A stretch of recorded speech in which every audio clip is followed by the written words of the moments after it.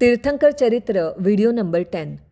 हमने पिछले वीडियो में देखा कि किस तरह से युद्ध नीति, चतुरांगिनी सेना, राजकाल का प्रशासन प्रभु ने सर्वप्रथम प्रारंभ किया। विवाह नाम की पवित्र पद्धति का प्रचलन भी उन्होंने किया था। वो सामाजिक सुधार के प्रतीक थे।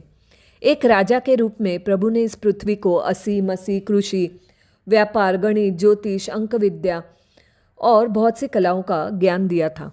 अभी किताब में आगे बढ़ते हुए वस्तुओं का मान यानी माप, उन्मान, तोला, माशा आदि तोल, अवमान, गज, फुट, इंच आदि माप और प्रतिमान, तोला, माशा आदि वजन बताया। मणि आदि पिरोना भी सिखलाया। उनकी आज्ञा से वादी और प्रतिवादी का व्यवहार राजा, अध्यक्ष और कुलगुरु की साक्षी से होने लगा। हस्ती आदि की पूजा, धनुर्वेद तथा वैद्यक की उपासना, संग्राम, अर्थशास्त्र, वध, घात, बंध और गोष्ठी आदि की भी प्रवृत्ति उसी समय से हुई। यह मेरी माता है, यह मेरा पिता है, यह मेरा भाई है, यह मेरी बहन है, यह मेरी स्त्री है, यह मेरी कन्या है, यह मेरा धन है, यह मेरा मकान है आदि मेरे तेरे की ममता भी उसी समय से प्रारंभ हुई। प्रभु को वस्त्राभूषणों से आच्छादित देखकर लोग भी अपने को वस्त्रालंकार से सजाने लगे। प्रभु ने जिस तरह से पाणी ग्रहण किया था उसी तरह उसके बाद लोग भी पाणी ग्रहण करने लगे। यह प्रवृत्ति आज भी चल रही है। प्रभु के विवाह के बाद दूसरे की कन्या के साथ ब्याह करने का रिवाज हुआ। यहाँ पे दिया है दूसरे की कन्या के साथ ब्याह करने का रिवाज हुआ। यानी पहले जो हमने देखा था युगलियों के समय में जो जन्म जिसको दिया जाता था, एक पुत्र और एक पुत्री रहती थी, उनका ही विवाह होता था। तो अभी यहाँ से दूसरे की कन्या के साथ ब्याह करने का रिवाज हुआ। चूड़ा, उपनयन आदि व्यवहार भी उसी समय से चले। यद्यपि ये सारी क्रियाएं सावध्य है, तथापि समय को देखकर लोगों के कल्याणार्थ प्रभु ने इनका व्यवहार चलाया। जैसे हमने पहले के वीडियो नंबर 8 में देखा था कि सौधर्मेंद्र ये प्रभु के पास आके बताते हैं कि मोक्ष मार्ग की तरह व्यवहार मार्ग भी आपसे ही प्रकट होने वाला है। इसलिए लोक व्यवहार हेतु प्रभु ये सब चीज़ें सिखा रहे थे। इसलिए यहाँ पे दिया हुआ है, यद्यपि ये सारी क्रियाएं सावध्य है, तथापि समय को देखकर लोगों के कल्याणार्थ प्रभु ने इनका व्यवहार चलाया। प्रभु ने जो कलाएं चलाई उनका शनै शनै विकास हुआ, उनका विकास होता गया। प्रभु ने जो जो कलाएं सिखाई, फिर जिनको सिखाई वो आगे दूसरे नगर में, राज्य में जाके उनको बताते थे। इस तरह से उनका विकास होता गया। अर्वाचीन काल के बुद्धि कुशल लोगों ने उनके शास्त्र भी बनाए। जो भी कलाएं सिखाई पहले के बुद्धि कुशल लोगों ने उनके शास्त्र भी बनाए। उनसे लोग आज तक लाभ उठा रहे हैं। वो शास्त्रों से अभी तक उनका लाभ उठा रहे हैं। प्रभु ने 4 प्रकार के कुल बनाए।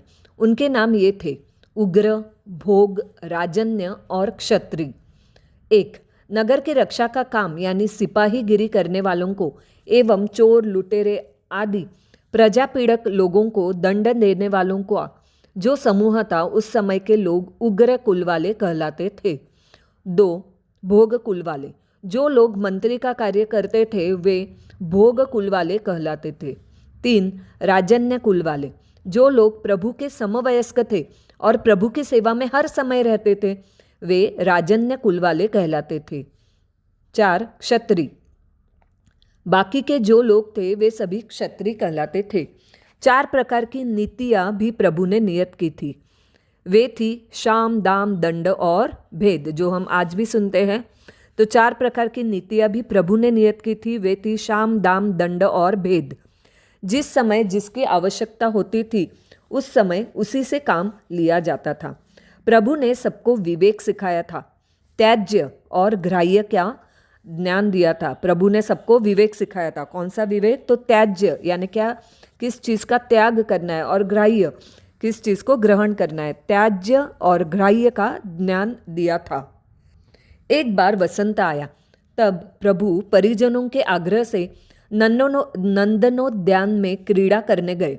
नगर के लोग जब अनेक प्रकार की क्रीड़ा कर रहे थे तब प्रभु एक तरफ बैठे हुए देख रहे थे। देखते ही देखते उनको विचार आया कि अन्यत्र यानी दूसरी जगह अन्यत्र भी कहीं ऐसी सुख समृद्धि होगी। क्षण भर के बाद उन्होंने अपने पूर्व भव के समस्त सुखोपभोग और फिर उसके बाद होने वाले जन्म मरण आदि के दुख देखे। विचार करते हुए उनके अंतःकरण में वैराग्य भावना उदित हुई। कलिकाल सर्वज्ञ श्रीमद् हेमचंद्राचार्य ने उसका वर्णन इस तरह किया है। यानी उनके अंतःकरण में जो वैराग्य भावना उदित हुई उनका वर्णन कलिकाल सर्वज्ञ श्रीमद् हेमचंद्राचार्य जी ने इस तरह किया है। विषय सुख में लीन, बहुत अच्छे से सुनना भावपूर्वक, विषय सुख में लीन और विषय सुख में लीन अपने आत्महित को भूले हुए लोगों को धिक्कार है। विषय सुख में लीन अपने आत्महित को भूले हुए लोगों को धिक्कार है। इस संसार रूपी कुएं में प्राणी अरघट घट्टी न्याय से यानी रेत के घड़े जैसे कुएं में जाती है, भरती है और वापस खाली होती है, वे इसी तरह चक्कर खाया करती है। वैसे ही अपने कर्म से गमनागमन किया करते हैं। मोह से अंधे बने हुए प्राणियों को धिक्कार है कि जिनका जन्म सोते हुए मनुष्य की भांति फिजूल चला जाता है। चूहे जैसे वृक्षों को खा जाते हैं, उसी तरह राग द्वेष और मोह उद्यमी प्राणियों के धर्म को भी मूल में से छेद डालते हैं। मुग्ध लोग वटवृक्ष की भांति इस क्रोध को बढ़ाते हैं कि जो क्रोध अपने को बढ़ाने वाले की ही को जड़ से खा डालता है। हाथी पर चढ़े हुए महावत की तरह मान पर चढ़े हुए लोग भी मर्यादा का उल्लंघन करते हैं और दूसरों का तिरस्कार करते हैं। माया कोच की फली की तरह लोगों को संतप्त करती है, परंतु फिर भी लोग माया का परित्याग नहीं करते हैं।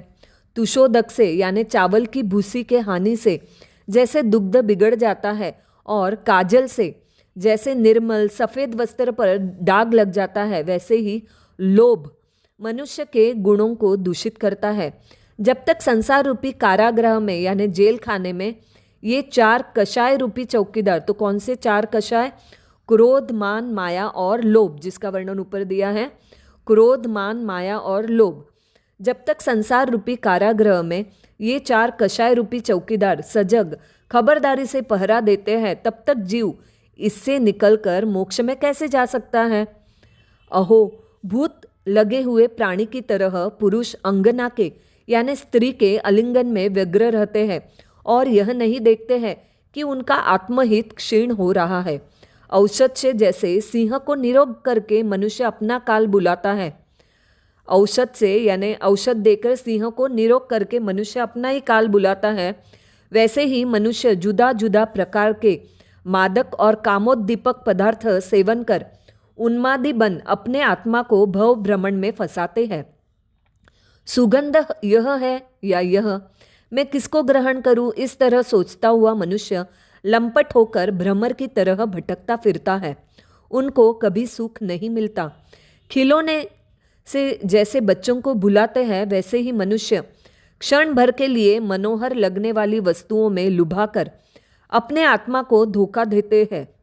निद्रालु पुरुष जैसे शास्त्र के चिंतन से भ्रष्ट होता है, वैसे ही मनुष्य वेणु, बंसी और वीणा के नाद में कान लगाकर अपने आत्महित से भ्रष्ट होता है। एक साथ प्रबल बने हुए वात, पित्त और कफ जैसे जीवन का अंत कर देते हैं, वैसे ही प्रबल विष कषाय भी मनुष्य के आत्महित का अंत कर देते हैं। इसलिए इनमें लिप्त रहने वाले प्राणियों का धिक्कार है। तो ये जो प्रभु के मन में अंतःकरण में वैराग्य भावना उदित हुई, उसका वर्णन दिया हुआ था। प्रभु जिस समय इस प्रकार की वैराग्य की चिंता संतति के तंतुओं द्वारा व्याप्त हो रहे थे, उस समय ब्रह्म नामक 5वें देवलोक के अंत में बसने वाले सारस्वत, आदित्य, वन्नी, अरुण, गर्दितोय, तुषिताश्व, अव्याबाध, मरुत और रिष्ट 9 प्रकार के लोकांतिक देव प्रभु के पास आए और सविनय बोले, भरत क्षेत्र में नष्ट हुए मोक्ष मार्ग को बताने में दीपक के समान हे प्रभु, आपने लोक हितार्थ यानी लोक के हित के लिए अन्य अन्य प्रकार के व्यवहार जैसे प्रचलित किए हैं, यानी प्रभु अपने लोक के हित के लिए जो दूसरे सभी व्यवहार बताए, जो दूसरी कलाएं बताई सिखाई, जो व्यवहार जैसे प्रचलित किए हैं, वैसे ही अब धर्म तीर्थ को भी चलाइए, क्योंकि भरत क्षेत्र में नष्ट हुआ है मोक्ष मार्ग, तो उसको बताने के लिए आप दीपक के समान हो। इतना कह वंदना कर देवता अपने स्थान को गए। प्रभु भी दीक्षा ग्रहण करने का निश्चय कर वहाँ से अपने महलों में गए। अभी इसके आगे साधु जीवन का वर्णन आता है, वो हम अगले वीडियो में देखेंगे। अविधि आशात न मिच्छामि दुक्कडम।